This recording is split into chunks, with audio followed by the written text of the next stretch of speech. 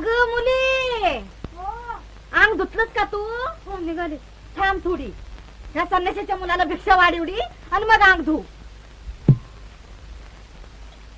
दारावर आलेल्या भिकाऱ्याला नाहीतरी कसं म्हणायचं? अगं अगं अगं माग सर लुगडं आवरून लांबून भिक्षा टाक.